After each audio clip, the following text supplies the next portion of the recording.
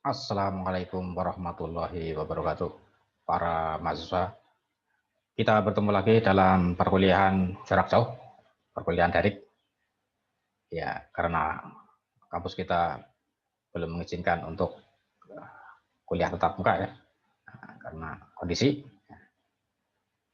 Ya, tapi itu semua tidak membuat kita untuk uh, kurang bersemangat ya, menjalani perkuliahan ini ya dengan segala keterbatasan kita tuh.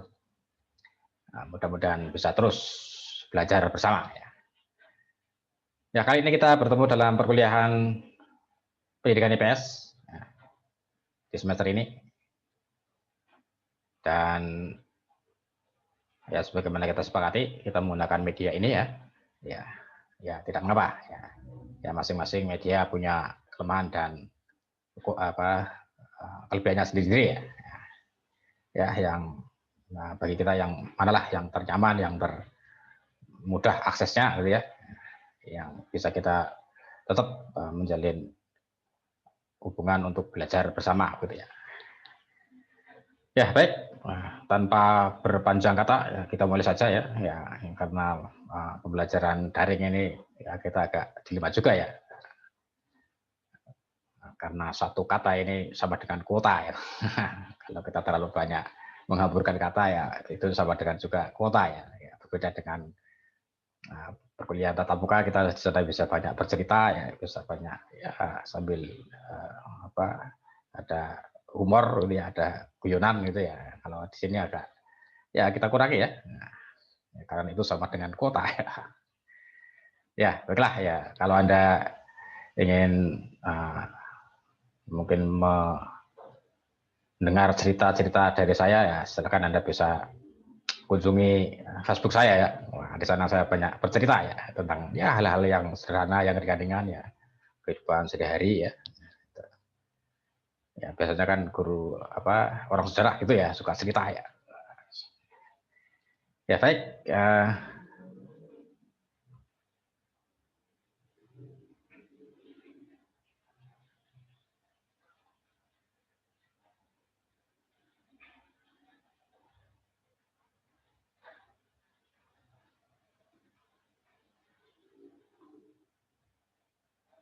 Nah inilah mata kuliah kita pendidikan IPS.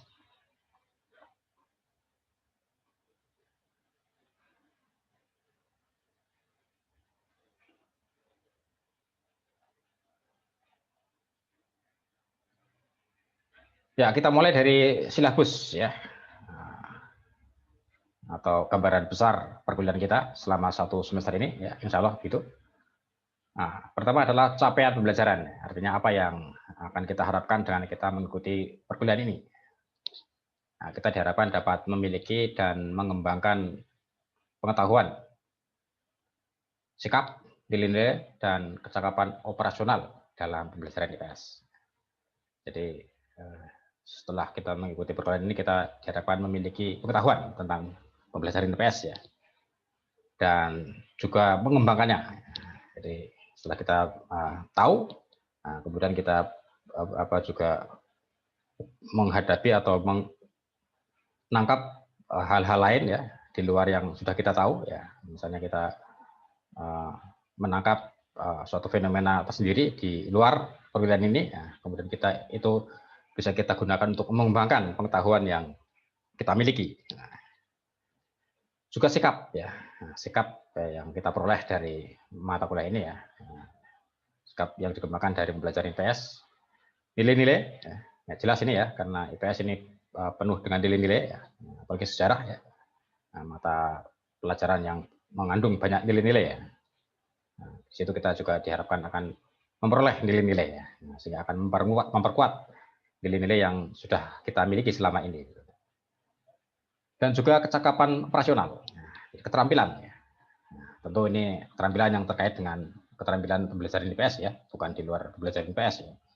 Ya paling tidak keterampilan berpikir ya, keterampilan memecahkan masalah ya, dan tentu saja ya keterampilan melaksanakan pembelajaran IPS ya.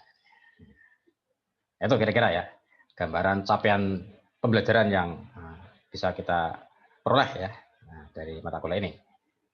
Nah, kemudian untuk memperoleh atau mencapai tujuan itu, ya, capaian belajar itu, ini ada cukup banyak materi yang bisa mendukung capaian pembelajaran tersebut. Nah, ada 12 materi ini ya. Nah, ini bisa jadi nanti satu materi bisa lebih dari satu pertemuan ya, sehingga nanti sampai akhir semester ini kita sampai pada 14 kali pertemuan ya. Ditambah nanti UTS dan UAS gitu ya. Sehingga jadi 16 kali pertemuan ya. Ya, gitu. Nah, ini mulai dasar-dasar IPS, pembahasan dengan IPS, pendekatan konsep usaha dan seterusnya ya. Nah, sampai materi yang ke-12 ya. Nah, ini sumber-sumber yang bisa kita gunakan ya. Sumber-sumber pembelajaran. Ini ada beberapa ya. Nah, termasuk bukunya Pak Abraham dan saya ini yang bisa digunakan ya. Ini di perpustakaan Prodi ada ini.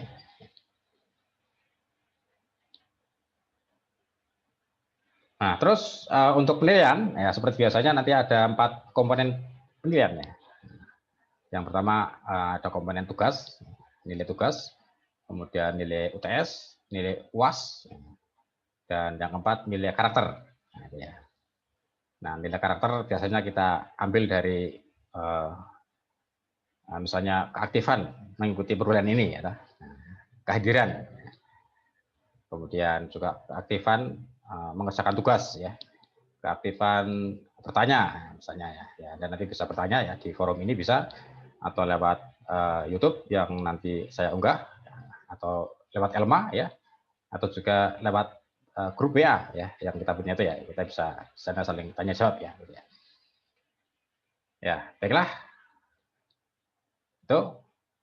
Nah, kita mulai dari pengantar ya, pengantar pendidikan IPS. Jadi, apakah IPS itu? Apakah pendidikan IPS itu? Nah, banyak ahli yang mengemukakan tentang konsep dasar pendidikan IPS. Nah, misalnya Sumantri ini ya, mengemukakan bahwa IPS digambarkan sebagai program pendidikan yang memilih bahan pendidikan dari disiplin ilmu-ilmu sosial dan humaniora yang diorganisasikan dan disajikan secara ilmiah dan psikologis ya, untuk tujuan pendidikan. Jadi sebuah disiplin ilmu yang diambil dari materi-materi atau bahan-bahan ilmu sosial dan humaniora. Ilmu sosial dan budaya ya, humaniora ya. Nah, tapi tidak diambil begitu saja. Tidak asal comot ya, tapi diorganisasikan dan disajikan secara ilmiah dan psikologis untuk tujuan pendidikan. Ini, jadi bahan-bahan itu, materi-materi itu dikelola ya, secara ilmiah dan juga memperhatikan aspek-aspek psikologis ya, psikologis siswa tentunya ya, sehingga nanti bahan-bahan itu akan bisa mencapai tujuan pendidikan, yaitu tujuan pendidikan IPS. Nah, itu menurut Sumantri ya. Terus ini tidak jauh dari Sumantri, juga menurut Al-Muhtar ini pendidikan IPS merupakan pengorganisasian berbagai macam ilmu sosial dan kegiatan dasar manusia dengan segala permasalahannya yang diselesaikan secara ilmiah dan psikologis untuk tujuan pendidikan. Nah, ini ada kata kunci yang bersama ya, disajikan secara ilmiah dan psikologis.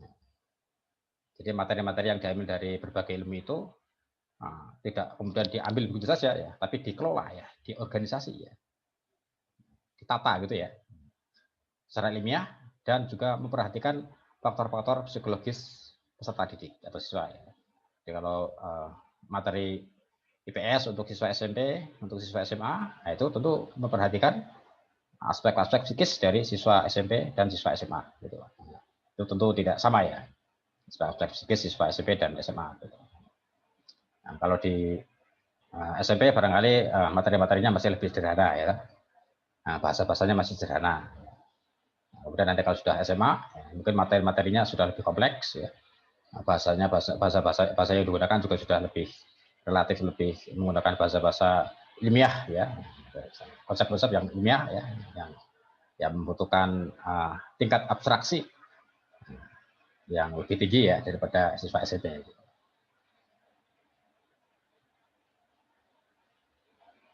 Nah, kemudian ini menurut Lesmawan ya, pendidikan IPS adalah suatu disiplin ilmu yang bersifat sintetis atau sintetik disiplin dan diorganisir secara terintegrasi dalam rangka pengembangan ilmu-ilmu sosial secara ilmiah dan psikologis untuk tujuan pendidikan. Nah, ini hampir sama ya. Nah, hanya di sini kata kunci yang penting dari Lasmawan adalah bersifat sintetis atau sintetik disiplin, jadi bersifat campuran, ya. Perpaduan dari berbagai bidang ilmu. Ya. Ya, tadi dari ilmu sosial, dari ilmu humaniora itu kemudian digabung, ya, disintesakan, ya, dicampur lah, dipadukan gitu ya. Itu namanya disiplin yang bersifat sintetis. Ya. Nah, dengan demikian dapat kita simpulkan bahwa pendidikan IPS merupakan disiplin ilmu sintetis, ya, perpaduan dari berbagai bidang ilmu yang bahan-bahannya bersumber dari ilmu sosial dan humaniora dan diorganisasikan dan disajikan secara ilmiah dan psikologis untuk tujuan pendidikan. Itu kira-kira definisinya ya. Pendidikan IPS merupakan penderaan dari materi ilmu sosial ilmu sosial untuk kepentingan pembelajaran di sekolah. Ya. Dengan menyederhanakan materi tersebut, para siswa dengan mudah dapat mencermati, menganalisis, dan memahami gejala-gejala yang ada dalam masyarakat lingkungannya. Jadi, materi atau bahan-bahan dari ilmu sosial dan humaniora yang begitu kompleks, ya, begitu rumit, ya, itu kemudian dibahasakan dengan lebih sederhana, sehingga mudah diterima oleh siswa. Ya, misalnya konsep-konsep sejarah, konsep-konsep sosiologi, antropologi, geografi yang dihasilkan oleh para ilmuwan itu biasanya dengan bahasa-bahasa yang rumit, ya, bahasa-bahasa yang kompleks. Nah, ini kemudian disajikan kembali kepada siswa dengan bahasa yang lebih sederhana, sehingga siswa mudah menerimanya. Nah, dalam kepustakaan asing, ya, ini banyak istilah ya untuk menyebut pendidikan IPS, ya. Misalnya ada social studies, ada social education, ya, ada citizenship education, ya, ada social science education. Ini beberapa istilah yang sama ya, merujuk pada pendidikan IPS. Nah, kemudian dimensi pendidikan IPS ini cukup luas ya. Dimensinya dalam ruang kehidupan manusia ya. Nah, ini ada area dan situasi pembelajaran, kemudian contoh kompetensinya, terus alternatif penyajiannya ya. Khususnya dalam dimensi ruang ya. Ini ruang atau spasial ya, tempat ya. Alam misalnya ya, sebagai tempat penyedia potensi sumber daya. Kemudian adaptasi spasial, adaptasi keruangan ya. Dan juga bagaimana mengeksplorasi ya, keruangan atau lingkungan fisik ya, lingkungan ya. Nah, ini disajikan dalam mata pelajaran geografi. Kemudian dalam dimensi waktu, ya. Ini alam dan kehidupan manusia yang selalu berproses masa lalu, saat ini, dan yang akan datang. Ya. Kemudian contoh potensinya adalah kompetensi berpikir kronologis, ya. Prospektif, ya, berpikir ke depan, ya. Kemudian antisipatif. Ya. Ini disajikan dalam mata pelajaran sejarah. Dan dimensi nilai atau norma ya. Ini kaidah-kaidah atau aturan-aturan ya dalam kehidupan manusia ya. Ini misalnya kompetensinya adalah menyepakati aturan yang sudah disepakati bersama ya. Contohnya ini misalnya dalam pelajaran ekonomi, sosial, sosiologi, ya, antropologi. Ya. Ini berbagai dimensi IPS ya dalam kehidupan manusianya. Nah, itu gambaran umum pendidikan IPS. Lalu bagaimana dengan pendidikan IPS di Indonesia? Nah, di Indonesia ini ada 3 jenis program pendidikan IPS. Ya. Yang pertama adalah program ilmu sosial, atau bisa kita singkat dengan IIS. Ya. Ini biasanya dipelajari di Fakultas Sosial Murni. Nah, kalau di kampus kita ada Fakultas Ekonomi. Ya. Ini kan Fakultas Ilmu Sosial Murni ya. Di sana ada jurusan manajemen, akuntansi. Ya. Nah, itu adalah ilmu sosial di Fakultas Sosial Murni. Ya. Kemudian yang kedua adalah pendidikan disiplin ilmu pengetahuan sosial, atau bisa kita singkat PDIPS. Ya. Ini biasanya di Fakultas Pendidikan Ilmu Sosial. Nah, seperti di fakultas kita ya, FKIP ini ya, nah, ada program studi ilmu sosial ya, nah, tapi ada pendidikannya. Nah, ada pendidikan sejarah, pendidikan ekonomi, pendidikan akuntansi, ya. Nah, sama-sama ekonomi, akuntansi, ya. Nah, tapi di PDIPS ini ada pendidikannya. Nah, sementara di IIS itu tidak ada pendidikannya, itu murni ilmu sosial, ya. Nah, kalau di sini di PDIPS ini ada pendidikannya, ya. Jadi pendidikan ilmu sosial. Nah, kemudian yang ketiga adalah pendidikan ilmu pengetahuan sosial, PIPS. Ya. Ini di sekolah-sekolah, ya, dipelajari di sekolah-sekolah di SD, SMP, SMA, ya, itu namanya IPS, pendidikan IPS. Ya. Sana ada sejarah, ada sosiologi, ada antropologi, ya, ada geografi, ya. Nah, tapi itu dalam bentuk pelajaran IPS, ya, sekolah-sekolah, ya. Nah, ini fakta tentang pendidikan IPS di Indonesia, ya.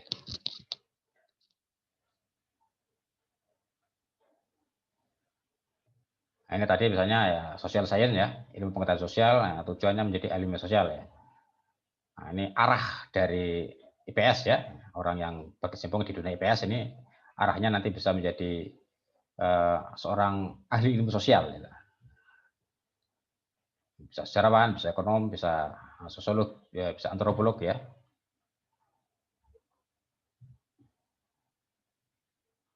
Nah, ini di ilmu-ilmu sosial, ya, berarti, ya, tadi, ya, yang IIS itu, ya, itu nanti outputnya itu nanti bisa menjadi ahli ilmu sosial, ya. Nah, kalau sejarah, ya, sejarawan, ya, kalau di jurusan ekonomi, ya, jadi ekonom, jadi sosiologi jadi sosiolog, ya, jadi jurusan antropologi jadi antropolog, gitu, ya. Nah, sementara untuk social studies ini nanti ini penyederhanaan dari social science. Jadi kalau di social science itu betul-betul murni ilmu sosial, ya, tapi kalau di social studies ini diintroduksi, ya, dengan unsur-unsur pendidikan, dengan tujuan-tujuan pendidikan. Ini biasanya di fakultas IPS, ya, pendidikan IPS, ya, nah, seperti kita, ya, di FKIP ini, ya. Ini adalah social studies, ya, yang situ ada unsur pendidikannya, ya, yang nanti outputnya bukan lebih ke pendidik, ya, pendidik sejarah, pendidik ekonomi, pendidik sosiologi, ya, pendidik antropologi, ya, pendidik akuntansi, ya. Ya, bisa saja sih jadi ekonom, jadi sejarawan, ya, tapi fokus utamanya adalah menjadi pendidik, ya, karena ada di sini ada unsur pendidikannya. Nah, sementara pendidikan IPS yang diajarkan di sekolah, ya, ini identik dengan studi sosial atau social studies yang seperti yang diajarkan di luar negeri, ya, terutama di Amerika Serikat, ya. Ya, karena pendidikan IPS di Indonesia ini banyak mengadopsi dari Amerika Serikat, ya, yang selama ini memang diakui lebih unggul, ya, atau memiliki keunggulan, ya, di bidang pendidikan ilmu pengetahuan sosial, ya. Nah, tapi tidak kemudian mengadopsi begitu saja, ya, tapi disesuaikan dengan kondisi, ya, bangsa Indonesia, ya, kondisi sosial, budaya bangsa Indonesia, ya. Tapi secara umum memang model pendidikan di IPS ini banyak mengadopsi, ya, dari model di Amerika Serikat, ya. Ya, ya. Nah, itu gambaran pendidikan IPS di Indonesia ada 3 jenis, ya, dengan 3 output, ya. Kemudian apa sih tujuan pendidikannya? Tujuan pendidikan IPS ini? Ya, tujuan pendidikan IPS adalah mengembangkan kemampuan berpikir, sikap, nilai-nilai peserta didik, ya, baik sebagai individu maupun sebagai makhluk sosial, ya, sehingga menjadi warga negara yang mampu mengerti masyarakatnya dan mampu berpartisipasi aktif, ya, dan mampu di dalam proses perubahan dan pengembangan masyarakat. Jadi keterampilan berpikir, ya. Ya, jadi bukan keterampilan yang lain, ya, kalau di IPS, ya, bukan keterampilan mengoperasikan komputer, ya, dan sebagainya, ya, itu keterampilan teknis yang, ya, bukan atau di luar, ya, bidang IPS, ya. Jadi yang di sini adalah yang kemampuan berpikir, ya, dan sikap-sikap, nilai-nilai, ya, sehingga nanti pada akhirnya bisa memerankan diri sebagai warga negara yang baik, ya. Dan, ya, syukur-syukur tidak hanya menjadi warga negara yang baik, tapi juga bisa ikut, ya, terlibat, ya, dalam proses-proses community development and change, ya, perubahan dan pengembangan masyarakat, ya. Syukur-syukur begitu, ya. dengan memiliki pengetahuan tentang bilik IPS, ya ketika terjun ke masyarakat, wah, sudah punya bekal untuk ikut terlibat ya dalam proses-proses perubahan-perubahan ya di masyarakat. Gitu ya.